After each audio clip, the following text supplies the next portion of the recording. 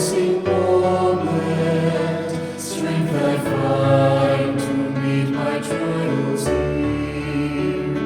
Trusting in my Father's wise bestowment, I've no cause for worry or for fear. He whose heart is kind beyond all measure gives unto each day what he deems best. Lovingly is part of pain and pleasure, mingling toil with peace and rest. Every day the Lord himself is near me, with a special mercy for each hour. All my cares he fain would bear and cheer me, he whose name is Counselor and Power. The protection of his child and treasure is a charge that on himself he laid. As thy days, thy strength shall be in measure, this the pledge to me he made.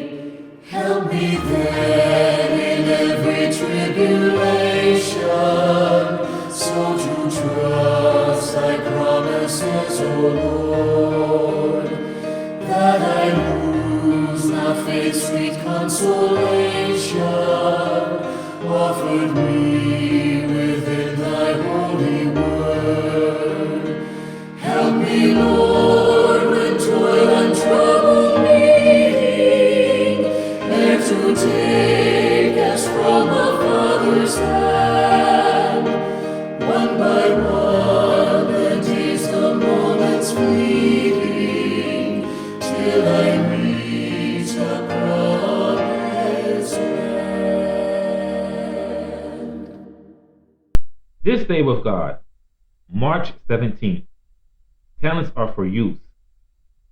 Whatever gift each of you may have received, use it in service to one another, like good stewards, dispensing the grace of God in its varied forms.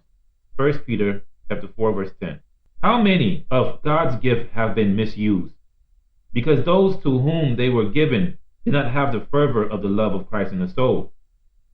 There is great need of each one doing his best. There are those who would have used wisely the talents given them if they had been left to struggle and depend on their capabilities. But they became the possessors of means, and they lost the incentive to cultivate their talents and make all possible of themselves by communicating what they had. An abundance of money has spoiled them for faithfully fulfilling their stewardship. Let all who claim to be Christians deal wisely with the Lord's goods.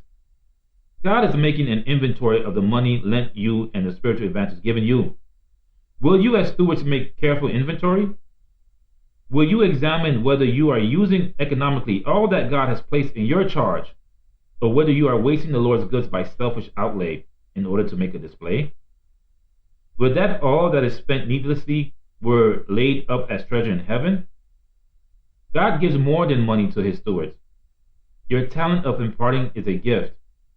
What are you communicating of the gifts of God in your words, in your tender sympathy? Are you allowing your money to go into the enemy's ranks to ruin the ones you seek to please? Then again, the knowledge of the truth is a talent.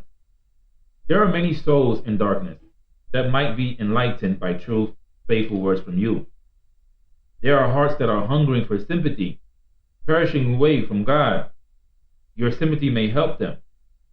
The first work for all Christians to do is to search the scriptures with most earnest prayer, that they may have the faith that works by love and purifies the soul from every thread of selfishness.